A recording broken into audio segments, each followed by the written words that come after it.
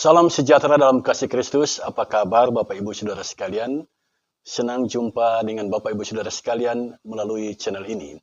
Kali ini kita akan membahas pertanyaan dalam buku MTPJ Gemim tanggal 14 sampai tanggal 20 Mei tahun 2023. Ada 3 pertanyaan yang diajukan di sini dan ini menarik Saudara sekalian karena ini menyangkut kepemimpinan. Semua pertanyaan yang diajukan di sini merupakan penjabaran dari Keluaran pasal 14 ayat 15 sampai ayat yang ke-31. Dalam sorotan tema, Tuhan memimpin perjalanan umatnya. Nah, saudara sekalian, mari kita langsung saja masuk pada 3 pertanyaan yang diajukan di sini. Yang pertama, menurut bacaan ini, apa yang membedakan antara kepemimpinan Tuhan Allah dan kepemimpinan Firaun? Saudara, pertanyaan ini mengajak kita untuk memperhatikan teks Keluaran pasal 14, ayat 15 sampai ayat yang ke-31. Kemudian kita diminta untuk dapat membedakan kepemimpinan Tuhan Allah dan kepemimpinan Firaun, penguasa kerajaan Mesir di kala itu. Sebelum kita menjawab, kita harus paham dulu apa itu kepemimpinan. Apa itu kepemimpinan? Nah, kepemimpinan, kalau kita melihat kamus bahasa Indonesia, itu adalah cara memimpin atau perihal memimpin. Kalau kita membaca tulisan William G. Scott tahun 62, dia berpendapat kepemimpinan adalah proses mempengaruhi kegiatan yang diselenggarakan dalam kelompok dalam upaya mereka untuk mencapai tujuan yang ditetapkan. Perhatikan saudara sekalian, kepemimpinan itu merupakan proses mempengaruhi kegiatan. Jadi kegiatan apapun yang kita lakukan, jika di situ ada orang yang tampil sebagai figur yang mempengaruhi sehingga kegiatan itu dapat berjalan, di sana ada kepemimpinan. Kemudian, semuanya itu dilakukan untuk mencapai tujuan. Jadi dalam kepemimpinan itu ada tujuan yang ditetapkan. Kemudian seorang pemimpin berupaya semaksimal mungkin mempengaruhi orang-orang yang dipimpinnya untuk bekerja, untuk beraktivitas, mencapai tujuan yang sudah ditetapkan. Itulah kepemimpinan. Nah, sekarang apa yang membedakan kepemimpinan Tuhan Allah dengan kepemimpinan penguasa Mesir yang disebut Firaun? Saya mencatat beberapa hal. Pertama, mari kita lihat ayat 15. Dalam ayat yang ke-15, Tuhan Allah memberikan kepercayaan kepada Musa untuk memimpin. Tuhan Allah itu maha tahu, dia maha kuasa. Tetapi, ini menarik saudara sekalian. Dia mempercayakan kepemimpinan itu kepada Musa. Sementara Firaun lebih percaya pada dirinya sendiri dan memimpin sendiri. Firaun ketika dia mengejar bangsa Israel yang keluar dari tanah Mesir, Firaun memimpin sendiri, memimpin rakyatnya untuk mengejar orang Israel yang telah meninggalkan tanah Mesir. Jadi di sini kita melihat ada perbedaan antara kepemimpinan Firaun dan kepemimpinan Tuhan Allah. Tuhan Allah mempercayakan kepemimpinan itu kepada Musa dalam koordinasi dengannya, sementara Firaun menjalankan kepemimpinannya dengan mengandalkan dirinya sendiri.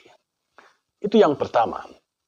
Yang kedua, masih dalam ayat yang ke-15. Tuhan Allah mendengar suara dari orang yang dipimpinnya. Ketika bangsa Israel keluar dari Mesir, di hadapan mereka ada laut teberau membentang. Dan mereka tidak mungkin dapat melewati laut teberau itu. Sementara di kiri kanan adalah padang gurun atau padang pasir. Jika mereka melihat ke belakang, di sana ada tentara Firaun yang berusaha mengejar mereka untuk membunuh mereka ataupun memaksa mereka kembali ke tanah Mesir. Dalam situasi yang terdesak seperti ini, apa yang dilakukan oleh umat Allah? Yang mereka lakukan adalah datang kepada Musa dan menyampaikan keluh kesah mereka. Jalan sudah buntu, tidak mungkin lagi mereka bisa melanjutkan perjalanan. Dan Musa menyampaikan keluh kesahnya itu kepada Tuhan Dan ajaib saudara sekalian, dan menarik saudara sekalian, Tuhan Allah mendengar suara dari orang-orang yang dipimpin oleh Musa. Inilah kepemimpinan Tuhan Allah. Dia mau mendengar keluh kesah dari umatnya. Sedangkan Firaun tidak demikian.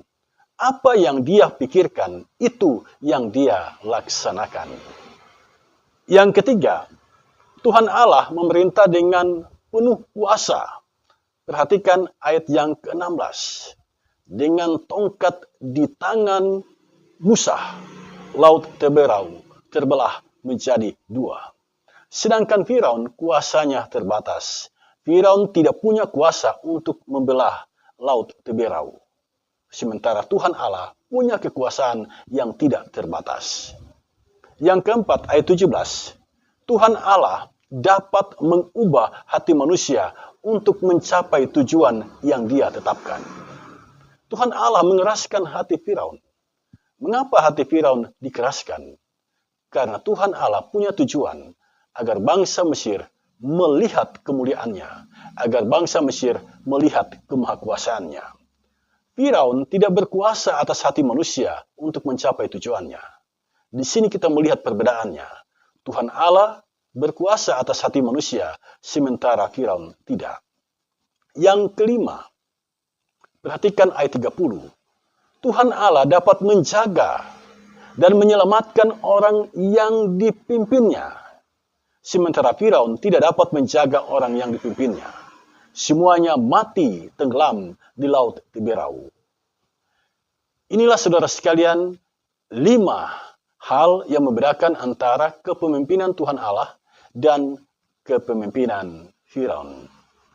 Pertanyaan nomor 2, apa konsep kepemimpinan menurut Keluaran pasal 14 ayat 15 sampai ayat yang ke-31? Saudara, belajar dari Keluaran 14 ayat 15 sampai ayat yang ke-31, saya mencatat beberapa hal. Yang pertama, perhatikan ayat 15. Pemimpin itu harus peka terhadap suara orang yang dipimpinnya. Seperti Tuhan Allah yang mau mendengar suara umatnya. Pemimpin harus seperti itu. Pemimpin harus membuka hati untuk mendengar suara orang-orang yang dipimpinnya. Yang kedua, pemimpin itu harus tahu kapan bergerak dan kapan berhenti. Dalam bacaan kita saat ini, Tuhan Allah memerintahkan umat segera berangkat. Jadi Tuhan Allah sebelumnya memberitahu kepada Musa agar umat Allah itu berkemah di tepi laut Teberau. Tetapi ketika umat Allah dikejar oleh tentara Firaun, Tuhan Allah memerintahkan Musa untuk menyampaikan kepada umat Allah agar umat Allah itu segera berangkat. Jadi pemimpin itu tahu kapan harus bergerak dan kapan harus berhenti. Yang ketiga, perhatikan ayat 16. Pemimpin itu harus berani ambil keputusan dan menunjuk arah kemana harus berjalan. Musa segera mengambil keputusan. Keputusannya adalah mengangkat tongkat dan dijulurkan ke laut itu, laut Teberau, sehingga laut terbelah dua. Kemudian dia menunjuk arah kemana umat harus melangkah. Mereka harus melintasi laut itu yang terbelah menjadi dua itu. Sehingga umat berjalan di tanah yang kering. Sementara di kiri dan kanannya tembok air yang mereka lihat. Yang keempat, pemimpin itu harus berserah kepada Yang Maha Kuasa. Karena hanya Tuhan yang dapat mengubah hati manusia. Ini dapat kita lihat di dalam ayat yang ke-17. Tuhan Allah mengeraskan hati Firaun. Nah, itulah beberapa hal yang boleh saya sampaikan melalui kesempatan ini untuk pertanyaan nomor 2. Sekarang mari kita masuk pada pertanyaan nomor 3. Bagaimana seharusnya kepemimpinan gereja masa kini, di mana Tuhan Allah melalui Yesus Kristus adalah kepalanya?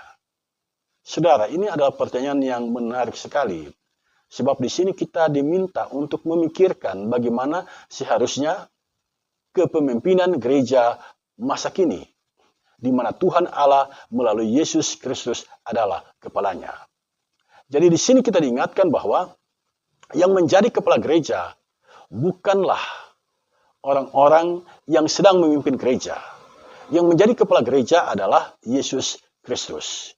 Pertanyaan ini sesungguhnya menolong kita untuk memahami bahwa di dalam kehidupan bergereja, Yesuslah kepalanya. Itu berarti pemimpin gereja adalah Yesus Kristus. Dan kita adalah pemimpin yang berada di bawah kepemimpinan Kristus. Kristuslah yang berkuasa. Kristuslah yang mengendalikan orang-orang yang menjadi pemimpin di dalam kehidupan bergereja. Karena itu ada beberapa hal yang harus diperhatikan di dalam kepemimpinan gereja. Saya mencatat beberapa hal penting. Yang pertama, karena Yesus adalah kepala, maka dalam setiap pengambilan keputusan, kita mendasarkannya pada kehendak Yesus. Dan kehendak Yesus itu dapat kita baca di dalam Alkitab. Yang kedua, pemimpin itu harus mengasihi sepenuh hati orang yang dipimpinnya. Mengapa? Sebab perintah Yesus adalah saling mengasihi. Yang ketiga, pemimpin itu gembala. Umat yang dipimpinnya adalah domba.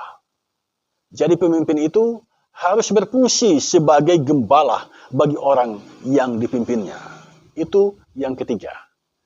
Yang keempat, kepemimpinan itu harus kristosentris, berpusat kepada Yesus Kristus, Sang Kepala Gereja, dan jangan berpusat pada diri sendiri.